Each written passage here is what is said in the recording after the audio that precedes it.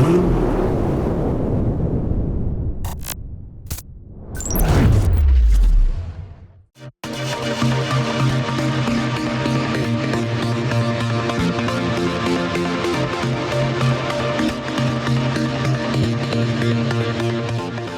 right, everybody, welcome back to Drive It Out. Today is a great day. You know why? Because that's right, we're driving a new C8 Corvette. This is a big deal. We've been wanting to get into one of these for a long time, and I'm so excited to present to you the C8 Corvette. And this one is a 2022. Now, I want to run through a little bit of history on the Corvette real quick, and I just want to let you know ahead of time what you're going to get in this review. I'm a fan, right? I'm a fan of the Corvette.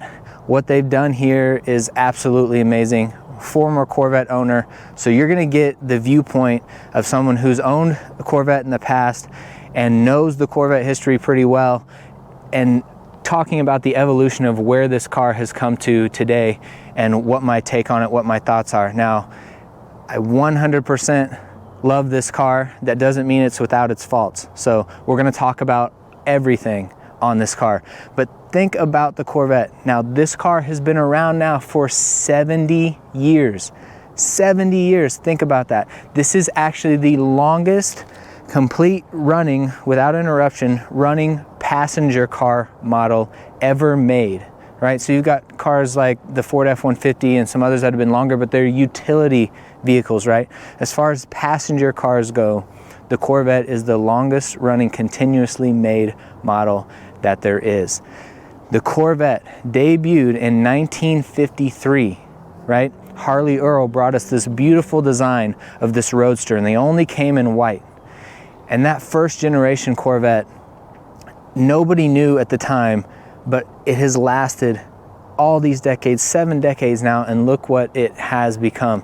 It's utterly amazing if you think about the history of this car and what Corvette means. First of all, it's got a name. Love cars with names. Corvette is a fantastic name. In a world we live in right now where a lot of cars' names are like alphabet soup, it's really awesome when you get a car with a name. And when this car came out, they gave it an awesome name, Corvette. It's named after kind of a fast battleship. That's where that name comes from. They gave it a name that meant speed, it meant fun, and it meant something. And this has become an American icon over the years. So that first generation Corvette started out in 1953. We ended up getting the V8 and fuel injection in that first generation. Gorgeous car. Then you have the second generation that started in 63.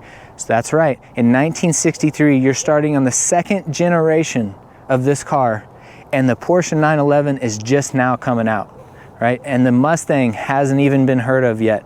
So you get into the second generation of this car before those cars even come out. That's how long this car has been around. Second generation Corvette, 1963 through 1967, considered some of the most beautiful cars of all time, that C2 Corvette.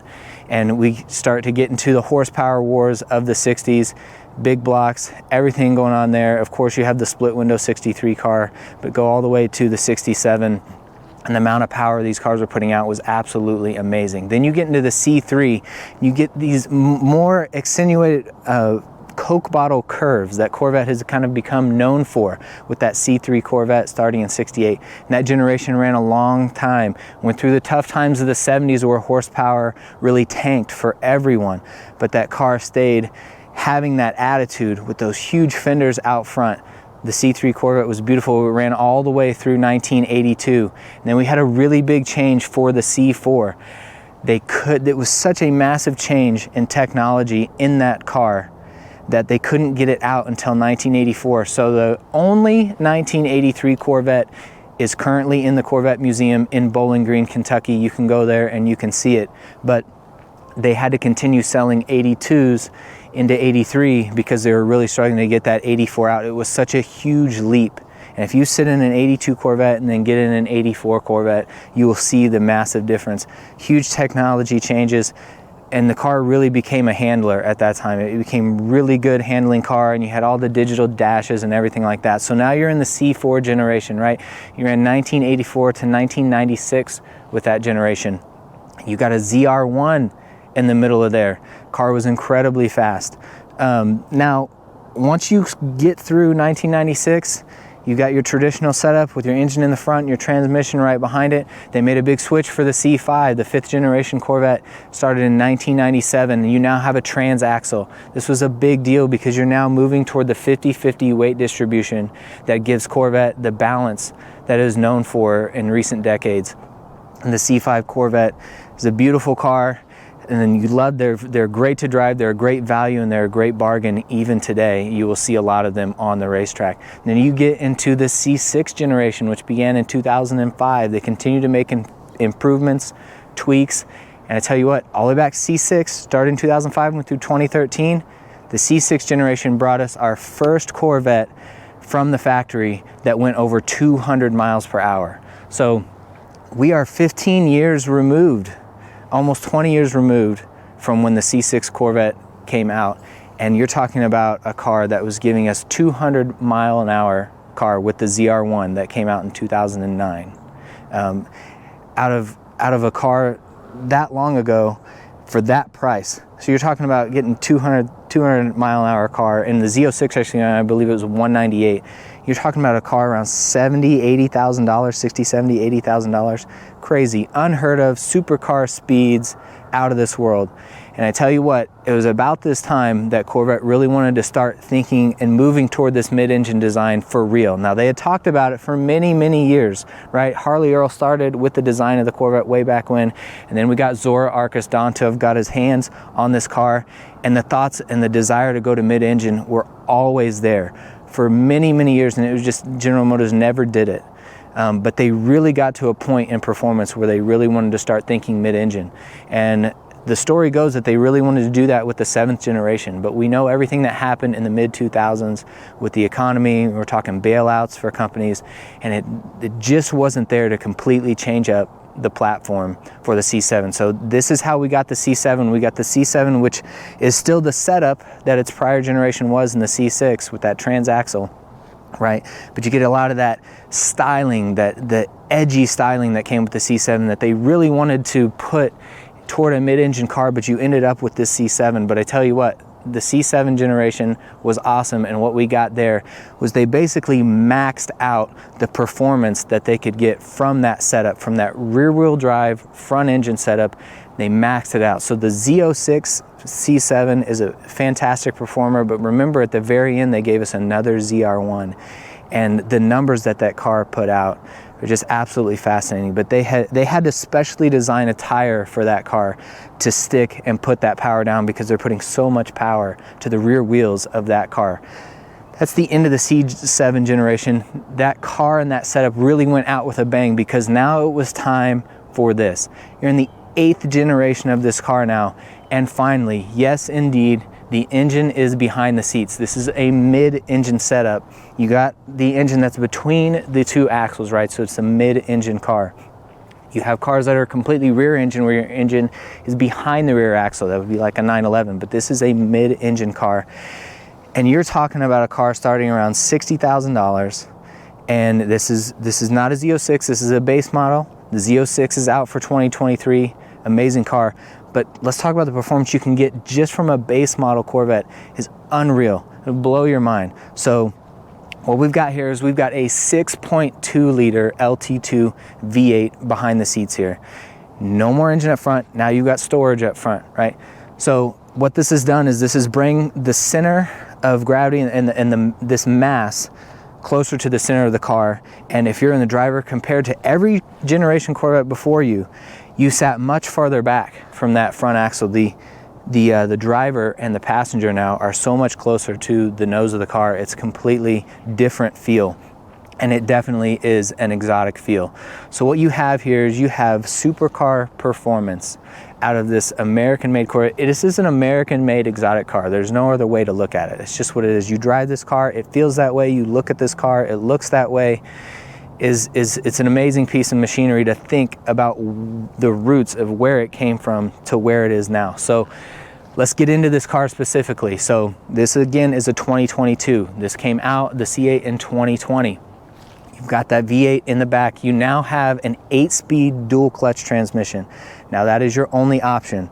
There is no manual transmission option for this car. And if you sit in this car, you look at the pedal box, you look at the center console, the center waterfall that leads down to the console, and you're thinking, where would they put the shifter in there, the manual shifter?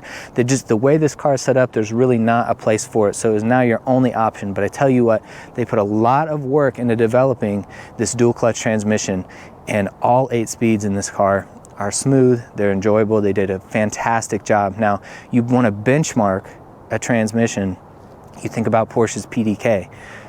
That is a fantastic dual clutch transmission, and they have done a great job with this one. It is, for all intents and purposes, it is most of what the PDK can be. So let's talk about the styling here. Obviously, the styling completely changes when you've got the engine in the back, right? You have these huge inlets on the side. You're still bringing in air in the front, right? You've got to cool brakes. You've got to cool all kinds of things. So there's spots for that all over this car. You look out of this car completely different. So you'll actually notice that the mirror on the passenger side of the Corvette is actually extended further out than the mirror on the driver's side, because you've got to see around these huge hips back here. You've got this huge air inlet right here, starts taking taking air to your engine back here. Now, I don't know how you feel about the styling. It's very edgy. There's lots of lines. There's lots of cuts.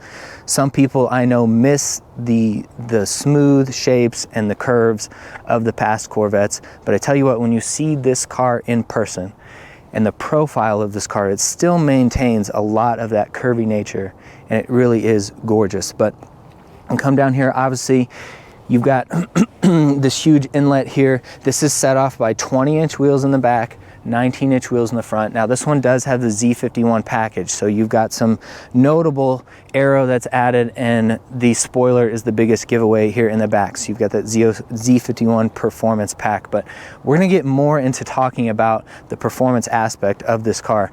But you're talking 495 horsepower out of this car. It's almost a 500 horsepower car that you can get your hands on for $60,000 to $80,000 equipped nicely, and you're going to be able to do things with this vehicle that it used to take a $200,000 to $300,000 car to do.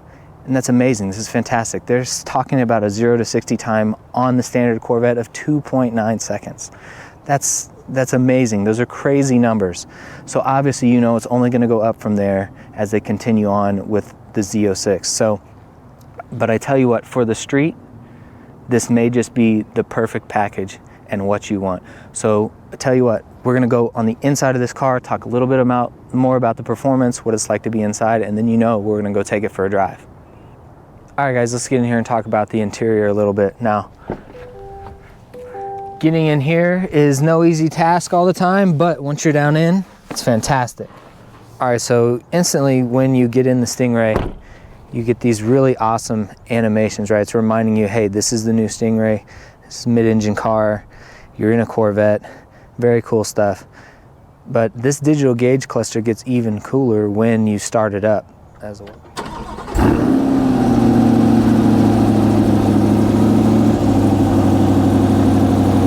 You started this thing up, you're ready to go. The digital gauge cluster is really crisp, really good looking, and now this car doesn't have very many miles on it. This is a good spot to maybe remind you, when you first get the car, when you drive this car off the lot, until you reach 500 miles, your red line actually is way closer to the lower part of your reds. It's kind of toward the middle. Somewhere between 3 and 4, you start to get that yellow, orange, and red on your RPMs. And you're driving the car during the break-in period with it set up that way. So once you get to 500 miles when you're driving the car, you will actually see the change on the gauge cluster where your RPMs increase to the red line goes up to the higher spots, and then you can really get everything out of the car that you want. But there's been a lot of talk about the interior of the Corvette. It's unique. Specifically, we can't deny that wall of buttons that's kind of on the right that separates the driver and the passenger. You do have a lot of good functional controls on there. Your heating and cooling's over there. You're controlling your heated seats, things of that nature. But they're where the passenger can still reach them and mess with their own climate controls and temperature settings as well. But when you sit over there as a passenger, you definitely feel walled off from the driver, but by no means do you feel like you don't have the room you need. You just, you definitely are staying out of the driver's space. And that's because this car is really, wants to remind you, it is for the driver. So if you're driving this car, you're getting a unique experience. Things are kind of angled toward you, and it's very awesome. But there's plenty of good controls on this steering wheel. Most notably is that Z button, and that Z is kind of a tribute to Zora, and it's going to put this car into a drive mode for performance. But you can do a lot from the steering wheel. It's nice and easy. But the other really kind of notable change on this car is the gear selector. So you now kind of have the buttons to shift with, right? So you aren't actually moving a gear selector, you're actually pushing buttons over here by the knob, right? The knob that turns for drive modes. You've got your selector for park, you pull up for reverse, there's a button you can push for neutral, and there's a button you pull up on for drive. And then you've got that drive mode knob over there, kind of tucked under this little covering, and you can kind of spin it with your fingertips. And obviously the traction control button is right there as well. But once you get used to it, it's quite nice. The way it moves, it feels good, the dexterity, and it kind of reminds me of the navigation knobs that you will find if you're in a Mazda product, a newer Mazda product. They do a really good job with that spinning selector. But the interior is a definite upgrade over previous generation Corvettes. So long have the Corvettes suffered from people complaining about the interiors, the materials used, and the look of the textures of the material. They just put off this cheap look. But I tell you what, there's none of that here in the C8. And if you haven't noticed, you don't really see any vents. Maybe you haven't seen the vents yet because they're kind of hidden, but they are there. There's a vent actually under the 8-inch display, and there's vents for the passenger kind of that are sandwiched in where the dash ends and the glove box begins, and they actually pump out a lot of air. So you definitely are going to stay comfortable in here, but they've really streamlined the look in here, and it doesn't distract away from the beautiful parts of the interior. But very comfortable interior. But again, look at this. It wouldn't seem that there would be the easiest place to put a manual shifter if you were going to have a manual transmission in this car. It just doesn't look like it would fit too well with the way they designed this interior. And again, the pedal box is the same way. But now this car is a 1LT. There's 3 trim levels: the 1LT, the 2LT, and the 3LT. So here in the 1LT, this is still an exquisite interior in many ways for the trim level that it's at. You've got nice stitching everywhere. It's on the seats, it's on the dash, it's on the doors. And I really like how they've put the Corvette logo and the leather in different places. But this is a really good looking interior, especially when you sit in it and know that this is a starting point as far as the trim goes. So the interior is excellent. Let's talk a little bit more about the driving experience and what it's like to be in this interior once we get this thing out on the road. All right, I'm creeping down a hill here, and I've got my feet off of everything, and it kind of has hill assist, so it's helping me kind of crawl down this hill very easily, making sure that it doesn't go too fast.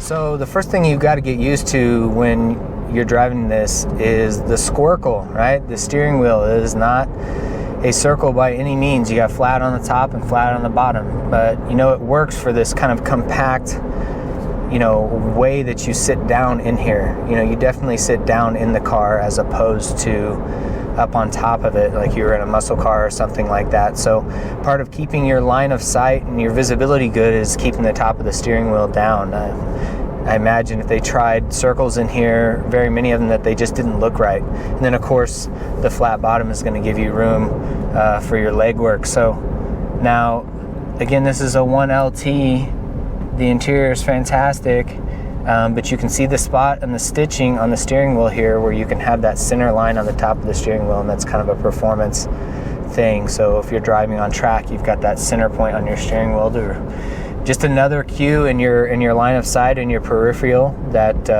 you're turning the wheel back perfectly straight when you're going down the track. But once you're used to the steering wheel, I actually think it's just fine, because again, you're in a dual clutch. You've got the paddle shifters here, which you can go into anytime. You're going to keep your hands by the paddle shifters at all time anyway. This definitely is not a steering wheel that is going to be too terribly enjoyable just to put your hand at 12 o'clock and do your thing.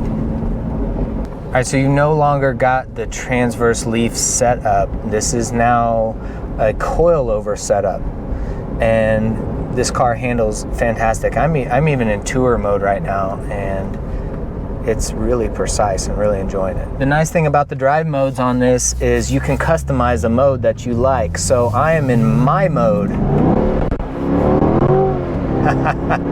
And it kind of tunes things to where you like to have it when you're driving around town, and you can kind of blend some of the things that would happen in a performance driving mode with some of the things that would happen in a tour mode. Now, I mentioned the suspension, the coilover setup and everything. This has the optional Magna Ride in this car, and it, man, so you can go from really, really comfortable to really, really stiff, and you can do it with the push of a button, and that's fantastic. So at any moment in time, if you feel like, you know, I want to tighten things up, you can do it on the fly. And that is just, it makes for fun to be had so easily in any situation.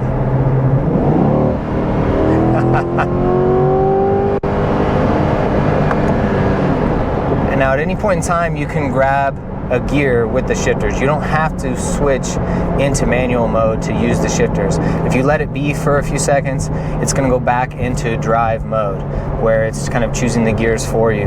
But I like that because you can be in a situation where you want to pass or you want to hit a certain gear in a certain way.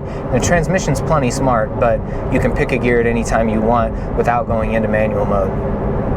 Now again, you've got the weight of that engine right here behind the seats. It's a mid-engine car. It drives a lot different than the traditional Corvette setup, and you're just kind of reminded all the time by the noise being back there. You look in your rearview mirror and you get to see that. That's awesome. But when you're driving, even at low speeds, the way you feel the weight moving around in this vehicle is definitely completely different. But I tell you what, they have tuned this for understeer, the way you get it out of the factory. So if you're worried about the back end coming around to see what the front end is up to, the car actually feels extremely planted. All right, now talking about being planted, you have to remember that in a mid-engine car, you're gonna have traction until you don't. So there's kind of a razor thin edge there of when you're pushing the limits on a car like this, to where you suddenly don't have traction anymore. And if they didn't set it up for understeer out of the factory, you'd have a lot more people than you already do finding how quickly this back end can go places in front of you. But if you're driving the car at 7 tenths, 8 tenths, even 9 tenths, it feels extremely planted. Now, we're not going on the track today, we're just on the street. And we actually have a little bit of cold tires still and some cold pavement, but as it gets warmer, you can definitely tell that it's a very planted chassis. Here's the deal. With a newer Corvette, with a modern Corvette, it's so good at so many things that that's kind of where it beats the competition. So I can attest to this myself. I've gotten up, I've hopped in my Corvette. This was a C6 Corvette. I drove a 5-hour road trip, went straight to the track, tracked the vehicle, drove onto the track, tracked the vehicle, did triple-digit speeds, drove off the track, drove to dinner, had a date in the car, dinner date, stayed the night at a hotel, had room for all my stuff in the car, got up the next morning, drove 5 hours home. And the car, you never worry about the car one bit. You don't worry about reliability, you don't worry about check engine light coming on or warning lights. I didn't have to do anything. The car was just capable of all of those things. It's comfortable on a road trip. It's great for around town. You can drive it straight onto the track, and you have a performance machine that's incredibly capable, and you can leave the track and you're not having to change wheels and tires or suspension settings manually or anything like that. The car is just incredibly capable, and you can store quite a bit in it. They've maintained that for Corvette through the years, and this C8 is no different. You've got plenty of storage room in here. You can road trip this car right now. You want to take off, you want to go somewhere, you've got plenty of storage in the back, and remember you have storage in the front as well. So if I were going to tell you, you were going to get in an exotic car for a day or two, or for a weekend, and you were going to road trip, you were going to have fun around town, you were going to have a track experience, you were going to go golfing, you would think, oh man, what are we gonna have to do this exotic car experience? Where am I gonna fit all my stuff? Where are my golf clubs gonna go? What are we gonna have to change at the track? What are we gonna have to do? How rough of a ride is that car gonna be if it's an exotic car and it's a track capable car? But none of those thoughts come with Corvette ownership, and that's really where it beats the competition. Is it's literally just ready for anything. So that is really where Corvette shines. And I just have to say that really is what makes the Corvette so livable. You can live with it day to day, and you can do just about anything with it. Now, obviously, it's not great in inclement weather. It's a sports car, right? It does have weather driving mode, right? So everything in here is electronically controlled, and you can change up things on the fly. And if you run into some bad weather on a road trip or in another situation, or maybe you're at the track and things get wet, there's modes for that. Now, I want to talk about that a little bit. I just kind of mentioned that you have so much is controlled electronically in this car. Now, I do have to say that with modern cars, most modern cars, and this car is no different, some things have become more numb in this vehicle. You don't have hydraulic steering in here anymore. This is all electronically controlled. You've actually got drive-by-wire and you've got brake-by-wire in this car. So those things are great for responsiveness. They're great for customization. If you want to customize steering feel and things like that. But where they lose a little bit is you lose a little bit in feel. So if you want a hardcore sports car experience, you want to get on the track and you want to get in a really competitive driving situation, and you want to feel the road, and you want the tires talking to you, and you feeling what's going on through your hands in the steering wheel and your feet on the pedals, and really, your butt, then you have to think that you may want a more hardcore sports car than this, because this is made to live with every day. But you know what? If you want to have a hardcore track experience, go get something that's more hardcore, or maybe even, budget for a cheap track car, right? Go get a Miata. That sounds crazy, but that car doesn't have a lot of power, but there's more Miatas tracked every day in the world than any other car, because they're a car that provides feedback. So get it, put it on a small technical course, and you're going to get a lot of feel through it. You get an older Miata and you've got hydraulic everything, and you still can feel everything about the road in a track situation. But when you get into a car like this, it's so capable. It can do supercar things. Part of what comes with that, all that power is, and all that customization is, you do lose some feel. So if I had a complaint about this car, is it almost achieves things too easily, where you feel like you're a little bit less of a part of the achievements. So that doesn't mean it's not fun. It's still fantastically fun. But what comes with a car and a chassis like this, and comes with more and more power, is you get in a situation where you have to push the car further and further toward the envelope, toward the edges, to start to really get to a point where you're reaching your edges as a driver. Now, if you get a Corvette, that's what I'm going to say, you really need to track the car, drive the car, don't let it sit. I highly recommend museum delivery of your car, and while you're there in Bowling Green, Kentucky at the museum, if you can take a factory tour, do that, that's great too, but they have a first-class track there. Go get on the track and learn what the car can do. If you buy a new C8 Corvette, go out to Las Vegas and do the track experience they have there for Corvette owners, where you get behind the wheel and you have professional instruction, you really learn the edges of a vehicle, because now more than ever, that is something that you're only gonna find on a large track, because this car is so capable at very high speeds. If you wanna experience the dynamics fully of this vehicle, you're going to want that experience. But you know what? I can appreciate having a vehicle with all those capabilities that you can get in, drive off the track, and be perfectly comfortable in, and it's kind of, you're getting away and you're getting encapsulated in here, and it's just you and the car, and you're away from the elements and the rest of the world, and this is a happy place. For somebody who likes to drive, this is most definitely a happy place. You get in and enjoy yourself and just drive, and the car will surprise you every day with what it's capable of in so many ways. All right, so we're gonna try out launch mode here, right? That is one cool thing about this car. So make sure you're pointed straight.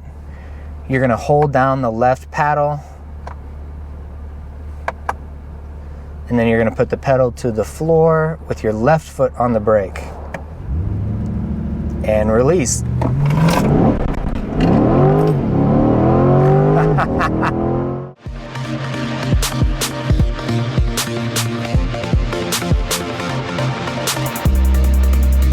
All right guys, let's sum things up on this C8 Corvette. Like I said, I'm a big fan of this car. This car does so many things well, it's really hard to sit here and nitpick at it. Do we wish we still had a manual transmission? Sure. Manual transmissions are a lot of fun, they're interactive, but the way this car is set up, the transmission works really well with this. Now, if you look at other mid-engine supercars, it's really hard to find a manual transmission these days. So, you know, you can get a Porsche Cayman, but you're ending really quick with your mid-engine sports cars. Maybe you go to a Lotus or something like that, but Ferrari, Lamborghini, they aren't really giving you that stuff anymore. So I get it in this car, although I can miss the manual transmission at the same time. If you want to start nitpicking about the styling, maybe you really don't like the taillights. If you still haven't gotten over the transition that they made between the 6th and 7th generation, where they got rid of the rounded taillights, I understand your complaint. I love the staple of those circular taillights, dual taillights on both sides that Corvette has had for so long.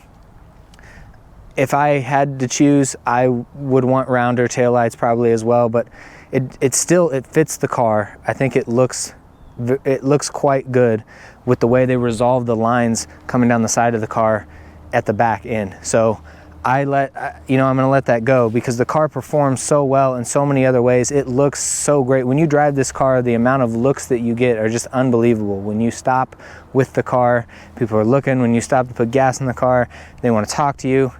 But there's no way around that. It's an attention-getting car, and this one here in particular is in the right color. But let's talk about what they've done here. So you've got a mid-engine sports car. I'm gonna go ahead and go out on a limb and call it an exotic car. It's an American exotic, right? And they still have kept weight down to around 3,500 pounds. That's pretty heavy. That's no, 2,000, 2,500 pound little tiny sports car. Those can still be had if you want one. But for the setup and for everything this car does, I understand how we get to 3,500 pounds. Now, it's kind of hefty. It's heavier than the Corvettes prior, but think about everything you can do here. It can be a grand tourer when you want it to be a grand tourer. You can take it on a road trip. You can be comfortable for hours on end. When you're not getting after it and you're sitting in this car, you're just floating down the road. It feels extremely nice, and highly would recommend the magnetic ride suspension if you can go for that. But yet, when you want to get after it, the car kind of shrinks as you drive it, almost in feel, as you continue to push the car. Now, the limits are way out there. They really are. I don't know if you're going to reach them on the street safely, but if you get a Corvette, please go have a track experience at least once. Figure out what the engineers were thinking about when they designed this car and its capabilities and what it can do. We've got a lot of horsepower back here with that 6.2 liter V8. And it's over there, it's close to the back wheels. You can put that power down, get those tires to stick, and you can really have some fun with this vehicle. But again, at the same time, you want to throw a bunch of stuff in the back. You've got lots of storage space in the back. Corvette is always adamant about putting golf clubs back there so you can see promotional material where they put golf clubs in the back. But you also have the storage in the front, and you add that together and you have quite a bit of cubic feet of storage. Now the Corvettes that came prior with the engine in the front and that back hatch, you had a lot of room. You could really fit a lot of stuff back there, especially the C6 and the C7. But now that you've got the engine back there, you can utilize that space in the front, and there's quite a bit of room up there. Now your passenger is going to be comfortable like you on a road trip for the most part, but there is that wall of buttons that keeps them from being able to have as much leg room left and right. So they may not last quite as long as you, the driver. This car is really focused on the driver, on comfort, and then also on a performance aspect, being able to see everything you need to see and easily spot and keep an eye on your gauges and everything going on around you.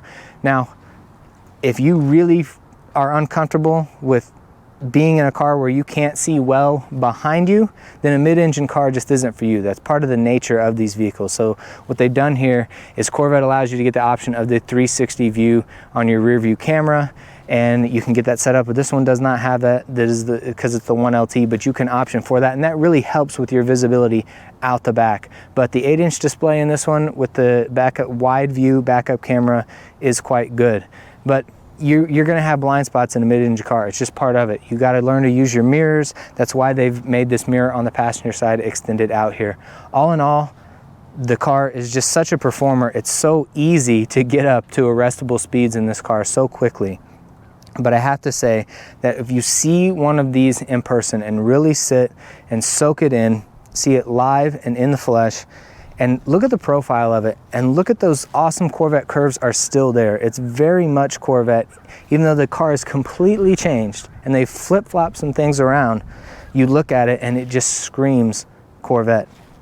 They really did a good job of hanging on to some heritage here with the curves and the lines of this vehicle. So I have to say, I'm gonna go ahead and put it out there. The fact that you can road trip this car and track this car and daily this car, and it performs as well as it does at all of those things, this might just be the best car ever made. I'm gonna go ahead and say that because of what you can accomplish in one single vehicle. So much fun to be had here. There's comfort to be had here. There's aesthetics to be had here, aesthetics galore. Cosmetically, the car looks fantastic. It's just C8 Corvette. I think they hit a home run. And if you want to get nitpicky and pick on some things, you know, go ahead. But I tell you what, pick yourself a good color, get you one. If you can do museum delivery, go to Bowling Green, Kentucky, see the 70 years history of how they got here. You know, astronauts drove these things in the 60s for a reason. They were at the height of cool, right? The Corvette is just such a staple of American life from a car standpoint. Americana, the Corvette is always being talked about in that reference. You can't leave it out. So get you one and enjoy it. Please take it to the track if you can. Really learn from the professional drivers that you can get with really what the car is capable of, or at least go for a ride along or a hot lap. You're going to be incredibly impressed. So we hope to get out on the track in one of these soon, and we will put that on video when we do. But I really want to thank you for watching. I know this has been a long video, but this is my viewpoint coming from, again, a Corvette fan. I've been a Corvette fan since I was 11 years old. I've owned a Corvette. I know what they're all about. Take all your stereotypes and put them away. It's not just a car for older people that are retired to just sit and putt around in, or sit in the garage and just shine up every once in a while. Drive these things. You gotta drive them. They are so much fun. Those engineers and these designers, these teams that work on these cars to build these this way, they do it to find the edges of the performance for the chassis, not just so they can sit. They want you to drive these things, and you got to do it. So we are so excited that we were finally able to get this review done. I'm so excited that you were able to watch this with us. Again, this has been Drive It Out. We are all about the driving experience here at Drive It Out. We want to preserve the love of the driving experience, and the Corvette does that in a big way for modern vehicles. So you found us on YouTube. You can find us on Instagram at Drive It Out, and you can find me on Instagram at Naturally Aspirated Adam. And I will see you in the next video.